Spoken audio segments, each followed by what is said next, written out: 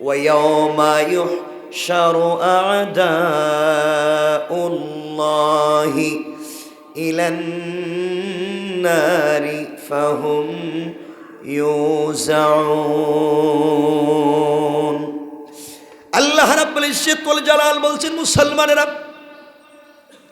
যেই দিন আল্লাহর শত্রুদেরকে অগ্নিকুণ্ডের দিকে ঠেলে নিয়ে যাওয়া হবে, যেই দিন আল্লাহর শত্রুদেরকে, আল্লাহর শত্রু কারা? যারা ইবাদত করে তারা, বলেন, যারা সওয়াবের কাজ করে তারা, কথা বলেন না কেন? যারা মোবাইল চালায় তারা, কেন মোবাইল আমরা চালাই না? সবাই চালাই না? টেলিফোনে কথা বলেন না? না, আমরা সব খারাপ কাজ করতেছি। আমরা সবাই মোবাইলে টেলিফোনে কথা বললেও কি খারাপ হয়ে গেল? বলেন না। আল্লাহর রাসূল সাল্লাল্লাহু আলাইহি ওয়াসাল্লামকে আল্লাহ তাআলা জানিয়ে দিতে চান, বন্ধুরে, দুনিয়ার জমিনে যেদিন আল্লাহর শত্রুদেরকে অগ্নিকুণ্ডলীর দিকে নিয়ে যাওয়া হবে কিয়ামতে, আল্লাহর শত্রু তারা যারা দুনিয়ার জমিনে আল্লাহর নাফরমানি করে, গুনার কাজ করে, হারাম কাজে লিপ্ত হয়। আল্লাহ যে কথাগুলা বলছেন সেই কথাগুলা যারা মানতে চায় না, আল্লাহর শত্রু তারা যারা আল্লাহর বিরোধিতা করে, আল্লাহ সওয়াবের কাজ করতে বলেছেন, হালাল কাজ করতে বলেছেন, যারা হালাল কাজ ছেড়ে হারাম কাজে লিপ্ত হয়ে যায়, যারা ন্যায় ছেড়ে অন্যায় কাজে লিপ্ত হয়ে যায়, যারা দুনিয়ার জমিনে অশ্লীলতায় ভরপুর করে দেয়। আমরা এমন হাজী সাহেব আছি, আমরা এমন আল্লাহর গোলাম আছি, আমরা এমন তাহাজ্জুদওয়ালা আছি, আমরা এমন রোজাওয়ালা আছি, আমরা তাসবিহ পড়ি, আমরা কোরআন সুন্নাহর মতে চলি, আমরা 5 ওয়াক্ত মসজিদে ইবাদত করি, তাহাজ্জুদের সময় রাত্রবেলা কান্নাকাটি করে ভুক বসাইয়া দেই, সেজদায় গেলে 10-15 মিনিট যায়, শুধু কান্না করি আর কান্না করি। আমরা এমন বুজুর্গ আছি, কিন্তু মসজিদ থেকে বের হয় নিজের ছেলেমেয়ের বিয়ের সময় ডেক সেট লাগাইয়া রাত দিন গান বাজাই, তখন আল্লাহর কথা মনে থাকে না। ঠিক কিনা বলেন? রাত দিন আমরা গান বাজনা করি, আজান হয়ে গেলে গান বাজনা বাদ্যযন্ত্র বন্ধ করে দেই, আজান শেষ হয়ে গেলে চালু করি। আমি জানতে চাই, আজানে বন্ধ করলেন কোন কারণে? আজানে বন্ধ করতে বলছে কে? আর আজানের পরে চালু করতে বলছে কে? আল্লাহর নাফরমানি আজান হলেও বন্ধ থাকবে, আজান না হলেও বন্ধ থাকবে। আপনি মসজিদে আসবেন, লম্বা লম্বা সালাত পড়বেন, সেজদা করবেন, আর মসজিদ থেকে বের হয়ে ডেক সেট লাগাইয়া সারা রাত সারাদিন নাচানাচি করে, গান বাজনা করে ছেলে মেয়েদেরকে নাচাবেন। এমন মুসলমান আল্লাহর আদালতে কোনো দরকার নাই। আল্লাহ বলছেন তার নামাজ পড়বে, রোজা রাখবে, ইবাদত করবে, কিয়ামতের দিনে কোটি কোটি সালাত নিয়া, কোটি কোটি সওয়াব নিয়ে আমার সামনে আসবে। এই সালাত, এই সিয়াম তাদেরকে জান্নাত নিবে না, জাহান্নামে নিয়ে যাবে। কারণ মসজিদে তাদের চরিত্র আর চেহারা একটা, মসজিদ থেকে বের হয়ে গেলে আরেকটা। আল্লাহ বুঝাতে চাইলেন, গোলাম রে, এই মসজিদে যেভাবে আমি আল্লাহ আছি, মসজিদের বাহিরে আমি আল্লাহ আছি, তোমার সঙ্গে মসজিদের ভিতরে আমি আল্লাহ যেভাবে থাকি গোলাম, মসজিদের বাহিরে তোমার সঙ্গে আমি থাকি। তুমি মনে করেছো গান বাজনা যখন করো আমি দেখি না? আল্লাহ রাব্বুল ইজ্জত ওয়াল জালাল বলছেন, গোলাম রে, তুমি আমার শত্রু হয়ে গিয়েছো। তোমাকে যেই দিন জাহান্নামে নিব, তুমি মনে করতেছো তোমার বডি, তোমার চেহারা, তোমার দিল তোমার পক্ষে সাক্ষী দিবে। আজ যে আনন্দ উপভোগ করলা, হাত দিয়া ডুলে তাল দিলা, হাউসি বাম্পার করলা, নাচানাচি করলা, গান গাইলা, ও গোলাম, তুমি মনে করেছো তোমাকে তোমার শরীর বাঁচাইয়া দিবে? এরপরে আয়াতে আল্লাহ বললেন, হাত্তা ইযা মা জাউহা শাহিদা আলাইহিম সামউহুম ওয়া আবসারুহুম ওয়া জুলুদুহুম বিমা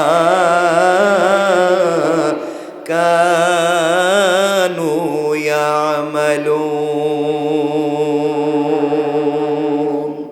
আল্লাহ রাব্বুল ইজ্জত ওয়াল জালাল বললেন, তারা যখন জাহান্নামের কাছে পৌঁছে যাবে, আল্লাহ রব্বুল ইজ্জত ওয়াল জালাল যখন অগ্নিকুণ্ডলীর দিকে তাদেরকে টেনে নেবেন, টেলে তাদেরকে নিয়ে যাওয়া হবে, ওদেরকে বিন্যস্ত করা হবে বিভিন্ন দলে বিন্যস্ত করা হবে। আমরা দেখব, কিরে, আমাদের সাথে নামাজ পড়লো, আমাদের সাথে না তাসবিহ পড়লো, আমাদের সাথে দাঁড়াইয়া দাঁড়াইয়া জিকির করলো, আমাদের সাথে হাত উঠাইয়া কান্না করে আল্লাহর কাছে কত কান্না করলাম, চোখের পানি ছেড়ে বুক বাসাইয়া দিলাম। আর আজকে ওই লোকটা আলাদা দলে বিভক্ত হয়ে আলাদা গ্রুপে বিভক্ত হয়ে গিয়েছে, জাহান্নামে যায়। ব্যাপার কি? আল্লাহ বললেন তারা যখন জাহান্নামের কাছে পৌঁছে যাবে তখন তাদের কান, আল্লাহ রব্বুল ইজ্জতুল জালাল বলেন হাত মাজাউহা শাহিদা আলাইহিম সামউহুম ওয়া আবসারুহুম। আল্লাহ বললেন তাদের কান, তাদের চক্ষু, তাদের কর্ম সম্পর্কে যখন দেখবে আর সাক্ষ্য দিবে, কান বলবে আল্লাহ তাআলা ও আজান শুনতো, আজান শুনে যেইভাবে গান বাজনা বন্ধ করত, আজান শেষ হয়ে গেলে আবার কান দিয়ে গান বাজনা শুনতো। আয় আল্লাহ, আজান শুরু হয়ে গেলে গান বন্ধ করে কান দিয়ে আজান শুনতো, আর আজান শোনা শেষ হয়ে গেলে ওই কান দিয়ে আবার গান শুনতো।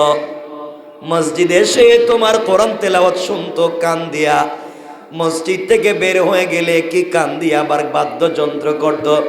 আয় আল্লাহ, যেই হাত উপর দিকে উঠাইয়া চোখের পানি ছেড়ে কান্না করেছে, সেই হাত দিয়া মসজিদে কোরআন তেলাওয়াত করেছে, ওই হাত দিয়েই তো গান বাজনা অশ্লীলতাও ধরেছে।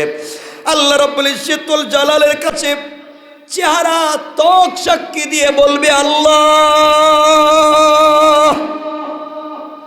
আমাকে দিয়ে তোমার ঘরে চুম্বন করেছে, আমাকে দিয়ে তোমার ঘরে সেজদায় পড়ে কান্না করে ডাক দিয়ে চোখের পানি দিয়ে বুক বাসি ডাক দিয়া বলেছে আল্লাহ, আর নাফরমানি করব না, জাহান্নামের কাছে যাব না। আমি বলেছিলাম তোমার বান্দা যা বলতেছে ঠিক হয়ে গেছে, মসজিদে আসছে, নামাজ পড়ছে, বোধ হয় আর কোনোদিন নাফরমানি করবে না। আয় আল্লাহ, তোমার বান্দা মসজিদ থেকে বের হয়ে দুনিয়ার নিমক হারামির কাজে লিপ্ত হয়ে গিয়েছে, গান বাজনায় গিয়েছে, হারাম কাজে গিয়েছে। আমি সাক্ষ্য দিচ্ছি, চোখ আমাকে নিয়ে গেছে, আমি দেখছি, আমি কান সাক্ষ্য দিচ্ছি, আমি শুনছি, আমি হাত সাক্ষ্য দিচ্ছি, আমি ধরছি, আমি পা সাক্ষ্য দিচ্ছি, আমি হেঁটে হেঁটে গিয়েছি, আমি দিল সাক্ষ্য দিচ্ছি, আমাকে দিয়ে চিন্তা করেছে। আল্লাহ বললেন গোলাম রে, হাত দিয়েছিলাম আমি, কেমনে নাফরমানের মতো আমার হাত দিয়ে আমার কোরআন না ধরে অন্যায় কাজে গেলে বল? আমি দিল দিয়েছিলাম, দিল দিয়ে আমাকে চিন্তা করবার কথা ছিল, কেন করলে না? তোর দিলে না আমি আল্লাহ বসা, তুই না বলতে আল্লাহ তো আমার দিলে আছে। নিমক হারামের মতো আল্লাহরে দিলে বসাইয়া তুই কেমনে গুনার কাজ করলে? ও নিমক হারাম, তুই কেমনে আমাকে নিজের কাছে বসাইয়া গুনার কাজ করলি? আমি আল্লাহ কোরআনে বলেছি মিন হাবলিল ওয়ারিদ, আমি তোর গলার রগের চাইতে আরো কাছে বান্দা, আমাকে তো কাছাকাছি রাইকা কেমনে গুনার কাজ করলে? আমাকে পাশে বসাইয়া তুই কেমনে সিনেমা দেখলে? আমাকে কাছে বসাইয়া তুই কেমনে হারাম কাজ করলে বান্দা বল? ওই দিন তো সওয়াবের কাজও করলে, কান্নাকাটিও করলে, তুই মনে করছিলে একা হয়ে গেলে কেউ দেখবে না, ঘরের দরজা বন্ধ করে চারো দেয়াল বন্ধ, তুমি মোবাইলে জাহান্নামের গুনার কাজ দেখো গোলাম। চোখ চিৎকার করে বলছে আল্লাহ, আমাকে দিয়া বাধ্য করেছে, গুনার কাজ দেখতে বাধ্য করেছে।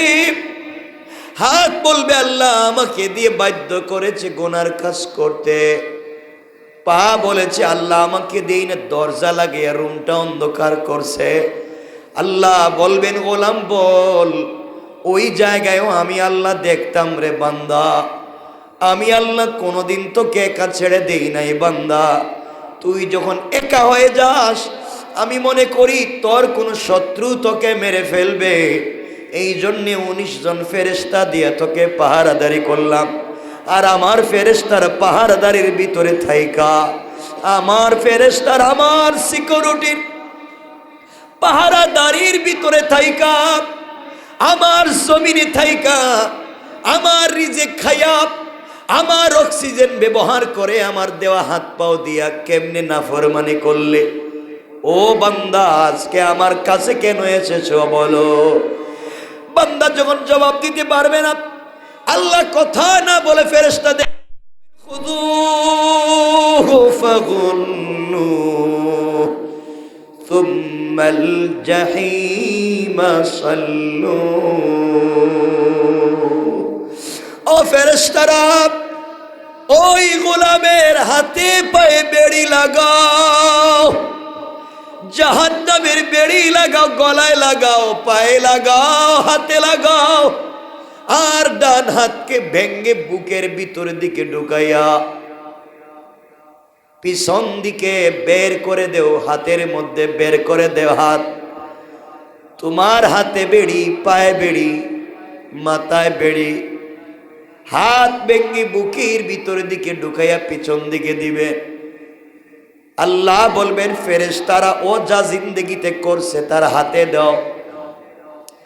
আমলনামা হাতে দেওয়া হবে।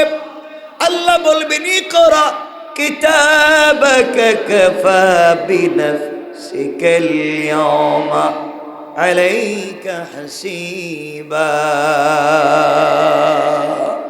ও গোলাম, যা করেছো পড়ো, দেখো কি করেছো পড়ো। গোলাম চিৎকার করে বলবে, আল্লাহ, হাতে পায়ের বেড়ির ব্যথা সহ্য হয় না, তা আমার হাত ভেঙ্গে বুকের ভিতর দিকে ঢুকাইয়া পিছন দিকে দিলা, মাথা সামন দিকে, হাত পিছন দিকে পড়বো কেমনে? আমি না চোখ তো সামনের দিকে, হাতে পিছন দিকে। ফেরেশতারা বলবে, আল্লাহ, আমরা কি ওর চোখের সামনে এনে ধরব?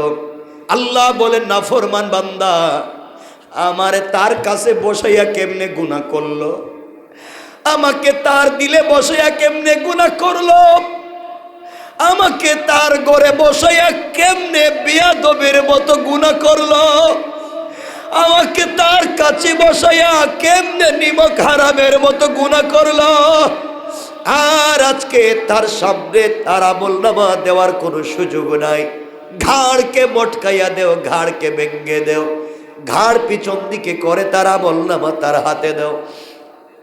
গোলাম, তোমার আমার নাফরমানির কারণে আল্লাহ তাআলা জমিনকে ধ্বংস করে দিতে চায়। রাত যখন গভীর হয়ে যায়, এই শহরে, ঢাকা শহরে কত গুনার কাজ হয়। রাত যত অন্ধকার হয়, এই ঢাকা শহরে কত গুনার কাজ হয়। আসমান বাড়ি হয়ে যায় গুনার কাজে, অশ্লীলতায়। কত ছাদের নিচে, কত ফ্ল্যাটে, কত বাসায়, কত রাস্তায় গুনার কাজ আর গুনার কাজ। আল্লাহ বললেন ফেরেশতারা, যাও শহরটা ভেঙ্গে দাও। এই শহরের সবগুলা লোক গুনাহগার হয়ে গিয়েছে।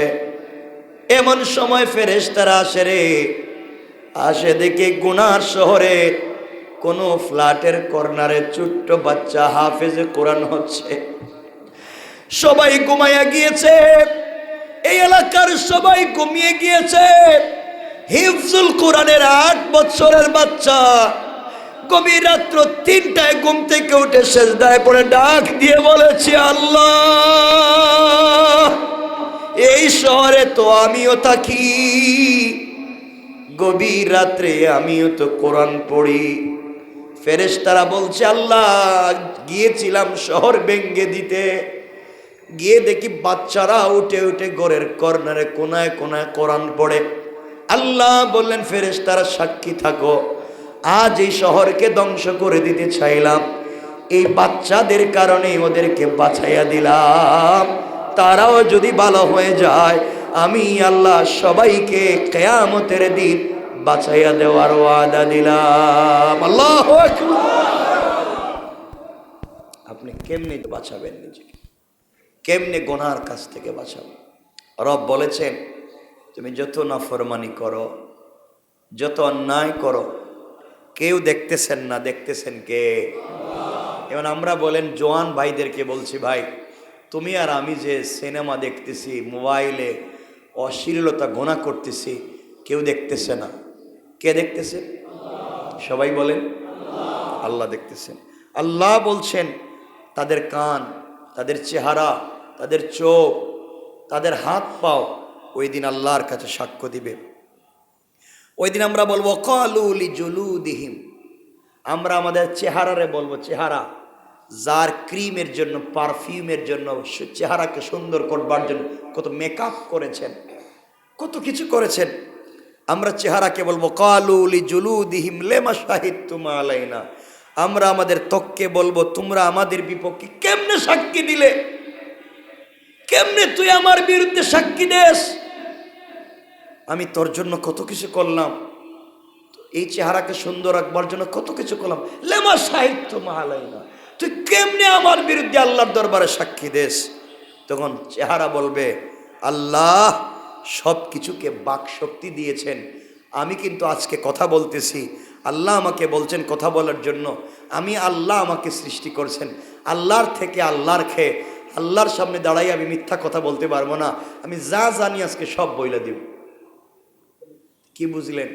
আপনার এই চামড়া আমার এই চামড়া বলতেছে আমি যা জানি সব বলে দিব। আল্লাহু আকবার বলেন। কে বলতেছে?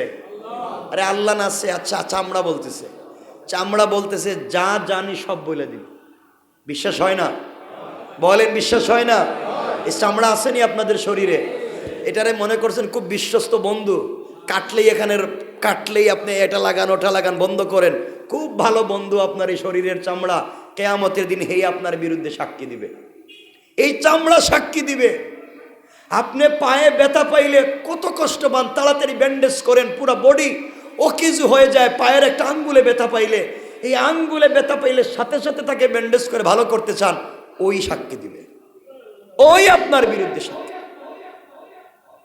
আপনি আপনার চোখে সুরমা লাগান, ডিজাইন করেন, চমৎকার করেন, কানকে নাককে, কিয়ামতের দিন তারা সাক্ষ্য দিবে। বিশ্বাস হয় না? কথা বলেন বিশ্বাস হয় না?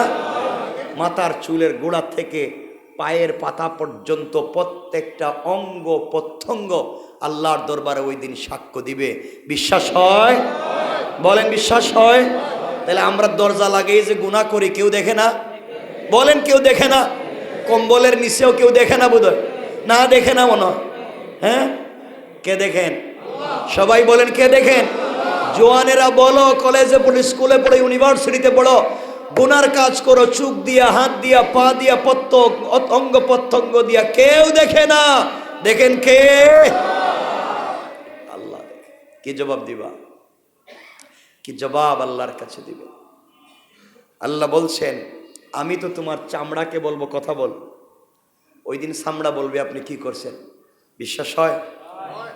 আচ্ছা, এরপর আল্লাহ রাব্বুল ইজ্জত ওয়াল জালাল বলছেন এরপরে কান রে ধরবেন। 22 নম্বর আয়াত থেকে বলছেন কান রে ধরবেন। কান তুই বল তোর এদিকে কি কি শুনছে। আপনি বলবেন না আমি তো সারাদিন ওয়াজ শুনছি। কি বলবেন? বলবেন নি আপনি? বলে সারাদিন তো ওয়াজ শুনছি আর জিকির করছি, তসবিহ পড়ছি, আমি তো আর কান দিয়ে আর কিচ্ছু করি নাই। আল্লাহ বলবেন কান একটু কথা বলতো। বলবে আল্লাহ মসজিদে এসে ওয়াজ শুনছি ঠিকই, কিন্তু মসজিদ থেকে বাইরে গিয়েই ধুম ধাড়াক্কা শুরু করে আওয়াজ শুরু করে দিয়েছে গানের। বলবে না এটা? কান কান শুনলে বলবে না? মনে হয় কান বলবে। আমি বলতেছি না আমার কথা, আল্লাহ বলছেন এরপরে কান রে ধরবেন। এরপর আল্লাহ বলছেন চোখ রে ধরবেন। চোখ তুমি বলো তো কি দেখছো? আল্লাহ দেখছি বলতেছি না, একবারে কাছে আইনি এভাবে দেখছে, দেখা যায়নি গুনাহ। আল্লাহ আমরা তো সব, আমি তো সব জানি। আল্লাহ বলবেন চোখ তুমি সাক্ষী দিচ্ছ, কান তুমি সাক্ষী দিচ্ছ, চামড়া তুমি সাক্ষী দিচ্ছ। ও বলবে আমি বলবো আল্লাহ ওরা যা কইতেছে সব মিথ্যা কথা, আমি কিচ্ছু করি নাই, এরা আমার বিরুদ্ধে আজকে লাগছে, আমার বিরুদ্ধে আমি এদেরকে খাওয়াইলাম, হাত পা ঠিক রাখলাম, সুস্থ রাখলাম, এরা আমার বিরুদ্ধে কথা বলতেছে। আল্লাহ বলবেন বোধহয় তোমার সাথে দুশ্মনী, এরা তোমার বিরুদ্ধে কথা বলতেছে। আল্লাহ এদের সাক্ষী আসেনি, আমি যে গুনাহ করছি এদেরকে বলেন সাক্ষী আনতে। আমরা বলবো ওই যে আল্লাহ আয়াতে বলতেছেন আল্লাহ এদের সাক্ষী আসেনি। কান যে বললো আমি গুনাহ করছি এর সাক্ষী আসেনি, নাক যে বললো আমি গুনাহ করছি এর সাক্ষী আসেনি, হাত যে বললো আমি অন্যায় করছি এর বলেন সাক্ষী আসেনি। আল্লাহ বলবেন নাক কান হাত মুখ ঘটনা কি? তুমি যে এক বেচারার বিরুদ্ধে এত কথা বললা, এই গুনাহ করছে ওই গুনাহ করছে, তোমার সাক্ষী আসেনি। কান বলবে আল্লাহ আমার সাক্ষী আছে। সুবহানাল্লাহ বললেন না? তখন চিন্তা করেন কান বলতেছে সাক্ষী আছে, বলতে বাস্তব সাক্ষী কয়। বাস্তব সাক্ষী কি? একবারে ভিডিও সহ লিখিত ফাইল আছে, ভিডিও আছে, ফটো আছে। আল্লাহু আকবার বলেন। আল্লাহ বলবেন বিষয় কি? আমরা বলবো কান, ঘটনা কি? তুই ভিডিও কই পাইলে? তুই বলস ফাইল আছে, এগুলো কই পাইলে? তুই লেখালেখি করলো কে? আল্লাহ রাব্বুল ইজ্জত ওয়াল জালাল কিরামান কাতিবিন যে ফেরেশতা, তাদেরকে বলবেন শোনো রে, তোমরা কোথায়? আমার এই বান্দার হাত পাও বলছে গুনাহ করছে বান্দা, বান্দা অস্বীকার করতেছে সেগুলা করে নাই। সাক্ষীর প্রয়োজন।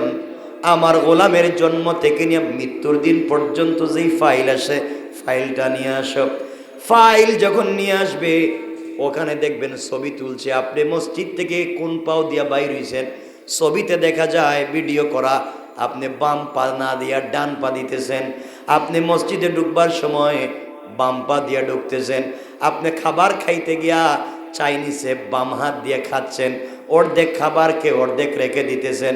আপনি কোন দিন অন্ধকারে কোন রাস্তার চিপা গল্লিতে দাঁড়াইয়া কার বদনাম করছেন দেখা যায় ভিডিও সহ। বিশ্বাস হয় না? কথা বলেন না কেন? আমরা ডাক দিয়া বলবো আল্লাহ, আমি কোথায় থুতু নিক্ষেপ করেছি, চোখ উল্টা করে কোন দিকে তাকাইছি, একটা বিষয়ও দেখি এরা ছাড়ে নাই। সবগুলা লিখে দিয়েছে, সবগুলা ভিডিও করেছে। আল্লাহ বলবেন বান্দারে, নিমক হারামের মতো সব তুমি ভুলে গেলা, কিন্তু আমি যাকে যে দায়িত্ব দিয়েছি সে তো তার দায়িত্ব ভুলে যায় নাই।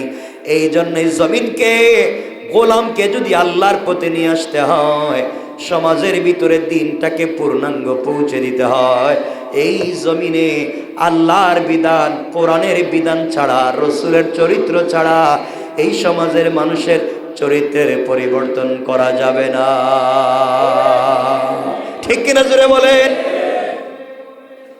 আমরা তো সব ভালো মানুষ, খারাপ মানুষ কেউ আসেনি। আমার কেউ জিজ্ঞাসা করলে আমি কি বলবো যে আমি খারাপ মানুষ? কত ভালো মানুষ আমরা সবাই, কিন্তু এই ভালো মানুষের খোলসে যে খারাপ মানুষ বসে রয়েছে। আহা, আজকে আমরা কথাগুলো এভাবে শুনবেন, কত মানুষকে ঠকিয়ে খাচ্ছি। ব্যবসা বাণিজ্য করতে গিয়ে আমরা কতভাবে পাবলিকরে ঠকিয়ে খাচ্ছি। আমি আশ্চর্য হয়ে গেলাম, গত মাস দিন আগেও গরুর গোশত কত ছিল কেজি? 800-900 টাকা ছিল, এখন কত? তাহলে হঠাৎ এটা কমলো কেমনে? এই সিন্ডিকেট ভেঙে গেল কেমনে? মনে রাখবেন, সুতরাং এইভাবে যারা সিন্ডিকেট করে জনগণের পকেটের টাকাকে একবারে রাক্ষসের মতো বের করে খাচ্ছেন, সিন্ডিকেট করে যারা দেশটাকে ধ্বংস করে দিতে চান, মনে রাখবেন আজকে যারা এই সমাজের মানুষকে পথে বসিয়ে দিচ্ছেন সিন্ডিকেট করে, দাম বাড়িয়ে, এই পৃথিবীতে আপনাদেরকে জবাব দেওয়া লাগবে। আমরা কিয়ামতের দিন আপনাদের বিরুদ্ধে আল্লাহর আদালতে সাক্ষী দিব। ঠিক কিনা বলেন?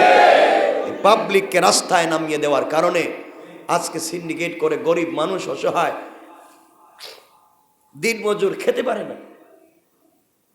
আল্লাহর ওয়াস্তে এগুলা করবেন না, কারণ সমাজে যদি দিন পৌঁছে যায়, সমাজে যদি দিন চলে আসে, ইসলাম চলে আসে, এগুলো আর থাকবে না।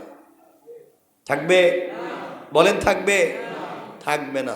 এই জন্য আল্লাহর ওয়াস্তে সবগুলা বুঝো, সমাজে যদি দিন চলে আসে সমাজ কেমনে পরিবর্তন হবে। রাসূল পাক সাল্লাল্লাহু আলাইহি ওয়াসাল্লাম এর সাহাবীদের চরিত্র কেমন ছিল। আজকে দেখেন তো, আমার আফসোস হয়, যে কথা বলার জন্য কথা বলেছি, আফসোস হয় আমাদের আত্মীয় স্বজন মারা যায়, আমাদের বাপ মারা যায়, আমাদের আত্মীয় স্বজন মারা যায়, আমরা তাদের জন্য দাওয়াত করে মানুষের, গরিব মানুষের খাওয়াই না। কেউ বলে চল্লিশা করে, কেউ আরও কত কিছু করে, হাবিজাবি ঢং ঢং ভুম ভাং কত কিছু করে। ইসলামে নাই তাও করে, ইসলামে আছে তাও করে, সব অন্যায় করে। তো আমি বলতে চাই যে কি বলে, আমি এটাকে বুঝাতে পারতেছি না। গরিব খাওয়াবে না, কি বলে যে একটা কি খাওয়াবে বলে, একটা গরিব খাওয়াবে না কি, এগুলা সব কাঙ্গালি বুঝ বলছে। আর একটা একটা ভালো শব্দ, কাঙ্গালি বুঝ। এক এক জায়গায় এক একটা কাঙ্গালি বুঝ করবে, বা যেভাবেই হোক গরিব মানুষরা খাওয়াবে। বেচারার পয়সা আছে, 5টা-10টা গরু জবাই করে কাঙ্গালি বুঝ করলো, মানে গরিব মানুষরা খাওয়াবে, তার বাপ মা মরছে এই উসিলায় খাওয়াচ্ছে। আমি যেটা বলতে চাই শোনেন, খাওয়াতে গিয়া যারা গরিব মানুষ সারা বছর একদিন খাইতে পারে নাই, এদেরকে খাবার দেয়, খাওয়ায়। কথা বলেন না কেন? নাম দিছে কাঙ্গালি বুঝ, আর দাওয়াত দিতেছে মন্ত্রী সাহেবরে। কথা বলেন না কেন? দাওয়াত দিচ্ছে এলাকার গণ্যমান্য পয়সাওয়ালা শিল্পপতি টাকাওয়ালাদেরকে দাওয়াত দিতেছে। এদেরকে কাঙ্গালি বুঝে নিয়ে ভালো করে একবারে পেট বইরে প্লেটে নিয়ে গুস্ত পুলো বিরিয়ানি খাওয়াচ্ছে, আর যাদের নামে খাওয়াচ্ছে এদেরকে উঠানে বসাই রেখে দিচ্ছে। কথা বলেন না কেন? সুতরাং এই সমস্ত যারা এই সমস্ত ভুজবাজ করে আর গরিবরে খাওয়ানোর নাম করে ধনী মানুষ যারা প্লেট নিয়ে লাইনে বসে যায়, এদেরকে যদি খাবার না দিয়ে 100 টাকা করে হাতে ধরাইয়া দেওয়া হয় আর বলছিলাম গরু জবাই করে খাওয়াবো, আমি পারতেছি না, সবাই নাই, 100 টাকা করে নিয়ে যান, দোকানে গিয়ে খাইয়া নিয়ে। কেউ নিবনি টাকা? তখন আর টাকা নিবে না। আমি টাকা নিতে আসছি না, আমি তো খাইতে আসছি। তোমার লজ্জা শরম নাই? গরিবের খাবার তুমি খাইতে আসছো? বলেন এগুলো সমাজে নাই? কথা বলেন না কেন? গরিব মানুষের জন্য করে তাবারু, সব খাওয়ায়া দেয় ধনী মানুষকে, নাম দেয় গরিব মানুষের, কিন্তু চেয়ার টেবিলে ঘরের ভিতরে যারা খায় এরা কারা? বড় লোক, ধনী লোকদেরকে ওখানে খাওয়ায়, আর যাদের নামে এদেরকে খাবার। হারাম, সবগুলো হারাম, এগুলো বাদ দেও। যার হক তার কাছে হকটা পৌঁছে দেও, আল্লাহর ওয়াস্তে যার হক তাকে হকটা দিয়ে দেও, অন্যায় অনাচার থেকে বাঁচো। দিন যদি সমাজে চলে আসে, সমাজ কেমনে পরিবর্তন হয়ে যেতে পারে। আজকে সমাজে দেখবেন নেতা যদি সিগারেট খায়, তে কর্মী কি খায়? হ্যাঁ, বেনসন না ফাতার বিড়ি? মানে সিস্টেমটা কত খারাপ হচ্ছে। আমি যা বলতে চাই, দিন যদি সমাজে চলে আসে, সমাজ কেমনে হবে একটু সংক্ষেপ করে বলতে চাই, মনোযোগ দিয়ে শোনেন। আমার মুসলমান বন্ধুগণ, গভীর মনোযোগ। আল্লাহর পয়গম্বর, আখিরি জামানার নবী, সরকার কায়নাত, দু জাহানের সরদার, নবী রহমত জনাবে মুহাম্মদ রাসূলুল্লাহ সাল্লাল্লাহু আলাইহি ওয়াসাল্লাম দুনিয়ার জমিন থেকে বিদায় নিয়ে গেলেন। তার হাতে গড়া সাহাবীদেরকে, তার খাদেমদেরকে দুনিয়ার জমিনে রেখে গেলেন, তার হাওয়ারিদেরকে দুনিয়ার জমিনে রেখে গেলেন, তার বন্ধু সহপাঠীদেরকে দুনিয়ার জমিনে রেখে গেলেন। একজন ভালো মানুষের বন্ধু কেমন হয়? সৎ চরিত্রবান মানুষের বন্ধু কেমন হয়? রাসূল পাক সাল্লাল্লাহু আলাইহি ওয়াসাল্লাম দুনিয়ার জমিন থেকে বিদায় নিয়ে চলে গেলেন। কিছুদিন পরে এই জমিনের খলিফা, এই রাষ্ট্রের মদিনা নামক রাষ্ট্রের খলিফা হয়ে গেলেন সিদ্দিক আকবর রাদিয়াল্লাহু তাআলা আনহু। কিছুদিন সিদ্দিক আকবর এই জমিনে, আল্লাহর জমিনে আল্লাহর দ্বীনের আমানত রক্ষা করতে চাইলেন। রাসূল পাক চলে যাওয়ার পরে তিনি সেবা করলেন, খিদমত করলেন। সিদ্দিক আকবর ইন্তেকাল করলেন, এই জমিনের খলিফা হয়ে গেলেন হযরত ওমর। হযরত ওমর তো মাত্রাতিরিক্ত গরম মানুষ, যার সঙ্গে কোনো স্যাক্রিফাইস নাই, যিনি দরদ আর নরম কোনো সুর বুঝতে পারে না, যার কাছে ইনসাফ একবারে সমান সমান। এই লোকটা যখন খলিফা হয়ে গেলেন, এই দুনিয়ার খলিফা, শুধুমাত্র আমাদের দেশের মতো একটা দেশের প্রেসিডেন্ট না, অর্ধ জাহানের খলিফা, পৃথিবীর পূর্ব থেকে পশ্চিম, উত্তর থেকে দক্ষিণ, গোটা দুনিয়ার অর্ধেক রাষ্ট্রের প্রেসিডেন্ট হয়ে গেলেন হযরতে। কথাগুলো বুঝো রে ভাই, অমরের মতো মানুষ আমাদের সমাজে দরকার আছে না নাই? কথাগুলো বুঝো, দিল দিয়া বুঝো, ইসলামটাকে বুঝো। দুহাত জোড় করে বলছি, ভালো করে বুঝো। আল্লাহ আমাদের যাদেরকে গ্রামের মুরব্বী বানাইছেন, সমাজের অভিভাবক বানাইছেন, দলের নেতা বানাইছেন, লিডার বানাইছেন, পাড়ার লিডার বানাইছেন, দুহাত জোড় করে বলছি বাইরে, আল্লাহ আমাকে বানান নাই, তোমাকে বানাইছেন। এর অর্থ তোমাকে একটা গুরুর দায়িত্ব দিয়েছেন, তোমার কাছে আমানত দিয়েছেন, তোমাকে দায়িত্বশীল মনে করে তোমার কাছে দায়িত্ব দিয়েছেন। বাইরে দুহাত জোড় করে বলছি, দুনিয়ার আমানতটা রক্ষা করো। তুমি তোমার অধীনস্থদের হক আদায় করো, তুমি তোমার কর্মীর সাথে ভালো ব্যবহার করো, তুমি তোমার সমাজের সাধারণ নাগরিকের সঙ্গে ভালো ব্যবহার করো। আল্লাহর রাসূল বলেছেন, যেই ব্যক্তিকে আল্লাহ ক্ষমতা দিলেন আর ওই ব্যক্তি ক্ষমতা পাওয়ার পরে যদি ক্ষমতার ঠিক ব্যবহার করে, অধীনস্থদের সাথে ভালো ব্যবহার করে, প্রশাসক হওয়ার পরেও সমাজের মানুষের সাথে উত্তম আচরণ করে। আল্লাহ রসুল বললেন কিয়ামতের দিনে যত দল লোক আমার সঙ্গে বিনা হিসাবে জান্নাতে যাবে, যারা দায়িত্ব পাওয়ার পরেও অধীনস্থদের সাথে উত্তম ব্যবহার করে সমবন্টন করে সমাজে পূর্ণাঙ্গ সমান অধিকার প্রতিষ্ঠা করেছে, আল্লাহ রসুল বলেছেন কিয়ামতের দিনে তার হাত ধরে জান্নাতে পৌঁছে যাবে। খলিফাতুল মুসলিমিন আমিরুল মুমিনিন হযরতে ওমর ফারুক রাদিয়াল্লাহু তাআলা আনহু যখন খলিফা হয়ে গেলেন, হযরতে ওমর ফারুক রাদিয়াল্লাহু তাআলা আনহু একদিন চাইলেন মুসলিম বাহিনীর অবস্থা সচক্ষে দেখবেন। মুসলমান সৈন্যবাহিনী বিভিন্ন দেশের ভিতরে যারা যুদ্ধে গিয়েছে তাদের খবর তিনি নিজ চোখে দেখবেন, নিজে নিজে গিয়ে তাদের খবর নেবেন। হযরত ওমর চিন্তা করলেন মুসলমান বাহিনী বিভিন্ন দেশে যুদ্ধে আছে, আমি নিজে যাব তাদের খবর নিবে, খোঁজ খবর নিব। কারণ যখন প্রেসিডেন্ট সৈন্যবাহিনীর সামনে দাঁড়াইয়া যায় তখন তারা দুর্বল হলেও শক্তি পায়। কথা বলেন না কেন? মুরব্বী যদি সমাজের সামনে দাঁড়াইয়া যায় ছোট ছোট যারা আছে তারাও শক্তি পায়। হযরত ওমর চিন্তা করলেন আমি যাই, মুসলমানদের অবস্থাও জানবো, মুসলমানরা কি অবস্থায় আছে তাও বুঝতে পারবো।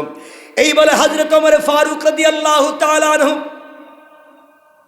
ঘোড়ায় চড়ে, ঘোড়ার পিঠে চড়ে মদিনা থেকে চলতে লাগলেন শামের দিকে, শামের সীমান্তের দিকে চলতে লাগলেন।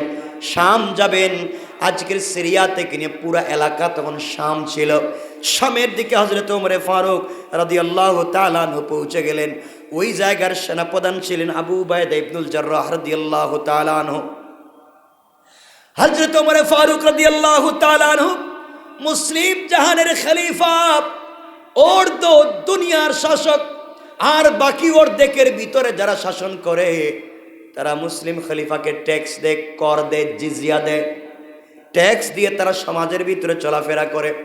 এমন একজন খলিফা হযরত ওমর একা একা ঘোড়ার পিঠে চড়ে, গ্রামের কথা বলছি না, গ্রামের লিডারের কথা বলছি না, অর্ধ পৃথিবীর লিডার ঘোড়ার পিঠে সওয়ার হয়ে চলতে লাগলেন। রাস্তায় যাওয়ার সময় দেখলেন কত মহিলা গভীর রজনীতে হাতে পায়ে অর্নামেন্টস জুয়েলারি নিয়ে, স্বর্ণের ব্যাগ নিয়ে হেঁটে যায়, কেউ ধরে না, কেউ দেখে না। আমার জিজ্ঞাসা করলেন একজনকে ধরে, মারে তোমার হাতে এতগুলো স্বর্ণ, কোনো ডাকাত চোর কি তোমাকে দেখে না? মহিলা জবাব দিচ্ছে জওয়ানকে, গভীর রজনীতে তুমিও হেঁটে যাও, আমি তোমাকে চিনলাম না জওয়ান রে। এই রাষ্ট্রের খলিফা হযরত ওমর কোরআন দিয়ে চালায়, এই রাষ্ট্রের ভিতরে চুরো আল্লাহর ওলি হয়ে গিয়েছে। আল্লাহু আকবার। এই রাষ্ট্রের খলিফা হযরত ওমর, এই রাষ্ট্রের চুরেরা আল্লাহর ওলি হয়ে গিয়েছে। কিছু দূর যাওয়ার পরে দেখেন হযরত ওমর, লম্বা ইতিহাস, দুটা ঘটনা পাওয়া যায়, লম্বা ইতিহাস। হযরত ওমর ফারুক রাদিয়াল্লাহু তাআলা আনহু দেখতে পাইলেন একজন মহিলা, জোয়ান যুবতী একটা মেয়ে মানুষ, যুবতী একটা মেয়ে, অর্ধরাত্র হয়ে গিয়েছে, কোথায় যাবে, যাওয়ার কোনো জায়গা নাই, তার কাছে কোটি কোটি টাকার স্বর্ণ মুদ্রা। মহিলা ডাক দিয়া বলছে, জোয়ান আমি অনেক দূরে যেতে চাই, এই রাত্রবেলা কোথায় যাব, রাস্তাঘাট চিনি না, কি করা লাগবে? হযরত ওমর ফারুক রাদিয়াল্লাহু তাআলা আনহু দেখতে পাইলেন একটা জওয়ানের সঙ্গে ওই মেয়েটার কথা হয়। ওমর ফারুক রাদিয়াল্লাহু তাআলা আনহু অন্য জায়গায় তাঁবু ফেলে দিলেন। চিন্তা করলেন তিনি খবর নেবেন কি হয়। ওই যুবক ডাক দিয়া বলছে, বোন রে, দেখতে তুমি আমার বোনের মতো, তোমাকে বোন ডাকলাম ভাই হিসাবে, তুমি আমার কাছে রাত্রবেলা থেকে যাও, রাত্রটা কাটাইয়া দাও, আমি বিশ্বাস করি তোমার কোনো ক্ষতি হবে না। ইসলাম যদি রাষ্ট্রে তৈরি হয়ে যা, দেখেন কি হয়। একটা যুবতী মেয়ে একটা অপরিচিত ছেলের কথায় সাড়া দিয়েছে। রাষ্ট্রে খলিফা হযরত ওমর দূর থেকে সবগুলা দেখেন, তিনিও তাঁবু ফেলে দিলেন, দেখি তো কি হয়। ওই ছেলেটা শেষ পর্যন্ত মেয়েটার সর্বনাশ করে কিনা, অথবা সর্বস্ব লুটে নিয়ে যায় কিনা। রাত্রবেলা তাঁবুটা টাঙ্গাইয়া মেয়েটা ঘুমিয়ে পড়েছে। মেয়েটাকে ঘুম পাড়াইয়া তার সমুদয় সম্পদগুলা মেয়েটার মাথার কাছে রেখে দিয়া ওই ছেলেটা সারা রাত্র দাঁড়াইয়া দাঁড়াইয়া বন্দুক হাতে নিয়ে পাহারাদারি করে। একটা জোয়ান যুবক ছেলে, 18-20 বছরের যুবক ছেলে, 18-20 বছরের একটা যুবতী মেয়েকে অন্ধকার রাত্রে কাঁপে। কোটি টাকার সম্পদ সাথে পাওয়ার পরে সম্পদও নেয় না, মেয়েটার উপরে হিংস্র জানোয়ারের মতো পড়ে না। সারা রাত দাঁড়িয়ে দাঁড়িয়ে পাহারাদারি করতে লাগলো। মেয়েটাও সারা রাত না ঘুমায় ঘুমায় যুবকটাকে পরীক্ষা করে, দেখিনি আমার উপরে হিংস্র জানোয়ারের মতো ঝাঁপিয়ে পড়ে কিনা, দেখি আমার সম্পদগুলো নিয়ে যায় কিনা। ফজরের আজান হয়ে গেল, সূর্য উদিত হয়ে গেল। মেয়েটা ডাক দিয়ে বলছে, বাইরে তুমি আমাকে বোনের মর্যাদা দিলে, তুমি আমাকে বোন ডাকলা, আমি জানতে চাই ভাই বল, তোকে আমি চিনি না, তুই আমাকে চিনিস না, আমি একটা জোয়ান, আমি একটা যুবতী মেয়ে, তুমি একটা যুবক ছেলে। রাত্রে আমাকে একা পেয়ে আমি মনে করেছি হিংস্র জানোয়ারের মতো আমার উপরে ঝাঁপিয়ে পড়বে, আমার উপরে পড়লে না, আমার সম্পদগুলো নিলে না, বরং একজন অভিভাবক ভাইয়ের মতো সারা রাত দাঁড়াইয়া দাঁড়াইয়া আমাকে পাহারাদারি করেছো। কেন তুমি করেছো আমি জানতে চাই। যুবক চুকের পানি ছেড়ে ডাক দিয়া বলেছে, আমি একজন মুসলিম, আমি একজন মুসলিম, আমার দিলে আল্লাহর 30 পারা কোরআন। আল্লাহু আকবার। এই জমিনের খলিফা হযরত ওমর এই মাটির নিচে শুয়ে আছেন রাসূল পাক সাল্লাল্লাহু আলাইহি ওয়াসাল্লাম। ইসলাম আমাদেরকে শিক্ষা দিয়েছে মানুষের আমানত রক্ষা করতে হবে। বোন রে, পুরো পৃথিবীর মালিক হয়ে যদি তুমি এখানে বসে থাকতে, আমার জীবন যৌবন বিসর্জন করে হলো তোমাকে হেফাজত করতাম। ইসলাম আমাদেরকে শিক্ষা দিয়েছে এই পৃথিবীর সকল নাগরিক আমাদের কাছে আমানতদার। মেয়ে ডাক দিয়া বলছে, বাইরে যেই মুসলমানের ভয়ে, যেই মুসলমানের চরিত্রের কথা শুনে পলায়ন করতে চাইলাম, তুমি সারা রাত দাঁড়াইয়া দাঁড়াইয়া পাহারাদারি করে আমার কাছে ইসলামের যে সৌন্দর্য তুলে ধরেছ, আর দেরি করা যায় না, তুমি আমাকে কালিমা পড়াইয়া মুসলমান বানাইয়া দাও। ইসলামটা কেমন সুন্দর ছিল, কেমন চরিত্র ছিল ইসলামের। হযরত ওমর ফারুক রাদিয়াল্লাহু তাআলা আনহু আস্তে আস্তে করে হাঁটতে লাগলেন। সংক্ষেপ করে দিই, লম্বা হয়ে যায়। ওমর যখন চলে গেলেন, দীর্ঘ পথ চলবার পরে আস্তে আস্তে করে শামে চলে গেলেন। হযরতে আবু উবাইদা ইবনুল জাররাহ রাদিয়াল্লাহু তাআলা আনহু হঠাৎ করে তাকাইয়া দেখেন অর্ধ পৃথিবীর রাষ্ট্রপ্রধান একা একা ঘোড়ার পিঠে। আল্লাহু আকবার। অর্ধ দুনিয়ার খলিফা হযরত ওমর ঘোড়ার পিঠে সওয়ার হয়ে এসেছেন। হযরত ওমর চিন্তা করলেন, আমি তো অনেক দূরে মদিনায় থাকি, শাম অনেক দূরে, আবু উবাইদা তো ভদ্র ফ্যামিলির, সমাজের একটা উন্নত সোসাইটির পরিবারের ছেলে। আবু উবাইদা ভালো পরিবারে ছিল, দামি দামি খাবার খাইছে। দেখি তো এখন আবু উবাইদা তো সেনা প্রধান, কি খায়, কি হক আদায় করে, বিশাল বড় দায়িত্ব, যুদ্ধের ময়দানের সেনা প্রধান আবু উবাইদা। তার ঘরটা কেমন, তার বিছানাটা কেমন, তার দস্তারখানটা কেমন, তার খাবারটা কেমন, খাবারে কি কি আইটেম থাকে দেখতে চাই। আবু উবাইদা ইবনুল জাররাহকে ডাক দিয়ে বলছেন, শোনো, দুপুরের সময় হয়ে গিয়েছে, আমার পেটে খিদে লেগেছে, আমি কিছু খাবার খেতে চাই, জানতে চাই তোমাদের কাছে কোনো খাবার আছে কি। একজন রাষ্ট্রপ্রধান জিজ্ঞাসা করেন, খাবার আসেনি? আল্লাহু আকবার। একজন রাষ্ট্রপ্রধান জিজ্ঞাসা করে, খাবার আসেনি। আর আজকে আমরা কি করি একটু চিন্তা করেন তো, কি করি সমাজে। আমার বন্ধুগণ, আবু উবাইদা ইবনুল জাররাহ বলেন, আমিরুল মুমিনিন, খলিফাতুল মুসলিমিন, আপনি বলছেন খাবার আসেনি, আপনি কি খাবার খেতে চান? সাধারণ সেনা সদস্যদের খাবার খেতে চান নাকি সেনা প্রধানের খাবার খেতে চান? কথাগুলা বুঝবেন। আবু উবাইদা ডাক দিয়ে বলছেন, খলিফা, আপনি কি সাধারণ সৈন্যদের খাবার খেতে চান নাকি সেনা প্রধানের খাবার খেতে চান? ওমর বললেন, আমি দুটোটা খাবার খেতে চাই। কিছু খাবার সেনা প্রধানের দস্তারখান থেকে খাবো, কিছু খাবার সাধারণ সৈন্যদের দস্তারখান থেকে খাবো। হযরত ওমর ফারুক রাদিয়াল্লাহু তাআলা আনহু বললেন, আমার সামনে আগে কোন খাবার নিয়ে আসবা? আবু উবাইদা ইবনুল জাররাহ বললেন, আমিরুল মুমিনিন, আপনার সামনে সাধারণ সেনা সদস্যদের খাবার দিতে চাই। সাধারণ সেনা সদস্যরা চিন্তায় পড়ে গেল, আমরা যা খাই তা কি খলিফাতুল মুসলিমিন খেতে পারবেন কিনা। আমার বন্ধুগণ, কথাগুলো সংক্ষেপ করে শুনেন। এক পর্যায়ে যখন তার সামনে খাবার দেওয়া হলো, সাধারণ সেনা সদস্যদের খাবারে প্রথমে গোশত, এরপরে জোল, এরপরে বার্লি, আমরা যেটাকে শারিদ বলি। সাধারণ সেনাদের খাবারের মধ্যে আছে গোশত, আল্লাহু আকবার নাই, বার্লি, এগুলা দিয়া সাধারণ সৈন্যদের তালটাকে, সাধারণ সৈন্যদের দস্তারখানকে সাজিয়ে দেওয়া হলো। হযরত ওমর এখান থেকে কিছু খাবার খেলেন, কিছু খাবার নিলেন, কিছু গোশত নিলেন, কিছু জোল নিলেন, কিছু বার্লি নিলেন। এগুলা খাওয়ার পরে মাথা আস্তে আস্তে গরম হতে লাগলো। সাধারণ সৈন্যদের যদি এই খাবার হয়, সেনা প্রধান আল্লাহ জানে কি খায় প্রতিদিন। এবার বলছেন, আবু উবাইদা, আমি সেনা প্রধানের দস্তারখানে খেতে চাই। আমিরুল মুমিনিন হাজির। এবার সেনা প্রধানের দস্তারখান হাজির করে দেওয়া হলো।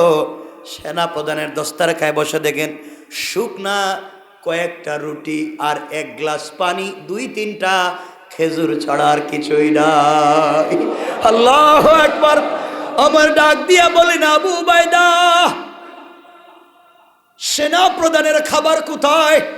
আবু উবাইদা ডাক দিয়ে বলছেন, খলিফাতুল মুসলিমিন, আমি যে দিন থেকে সেনা প্রধান হয়েছি ওই দিন থেকে শুকনা রুটি, কয়েক টুকরা শুকনা রুটি, আর ওই যে আপনি দেখতেছেন আধা গ্লাস পানি, অর্ধেক দুধ, এগুলা ছাড়া আমি আর কিছু খাই না। কারণ আল্লাহর কাছে কি জবাব দিব? আমি দায়িত্বশীল হয়েছি, আমি যদি আমানত নষ্ট করে আমি যদি বেশি খাই, আল্লাহর সামনে কি জবাব দিব? এই জন্যে আমি কষ্ট করে সেনা সদস্যদেরকে দামি দামি খাবার খাওয়া। হযরত ওমর ফারুক রাদিয়াল্লাহু তাআলা আনহু চোখের পানি ছেড়ে হাউমাউ করে কাঁদতে লাগলেন। কাঁদতে কাঁদতে বললেন, হে উম্মতের আমিন, হে উম্মতের আমিন, আবু উবাইদা ইবনুল জাররাহ, এই দুনিয়া আমাদেরকে পরিবর্তন করে দিয়েছে। এই দুনিয়ার জৌলস, দুনিয়ার লোভ লালসা আমাদেরকে পরিবর্তন করে দিয়েছে রে আবু উবাইদা। কিন্তু সেনা প্রধান হওয়ার পরেও দুনিয়া তোমাকে পরিবর্তন করতে পারে না। আল্লাহু আকবার। চিন্তা করলেন, ইসলাম যদি চলে আসে, একজন নেতার কি পরিবর্তন হতে পারে, সমাজ কেমনে পরিবর্তন হতে পারে। আল্লাহ আমাদের সবাইকে কবুল করুক। সকলে বলেন আমিন, আরো জোরে বলেন আমিন। অনেক সময় নিয়ে ফেলেছি আজকে, আমার কথা কি আপনারা বুঝতে পেরেছেন?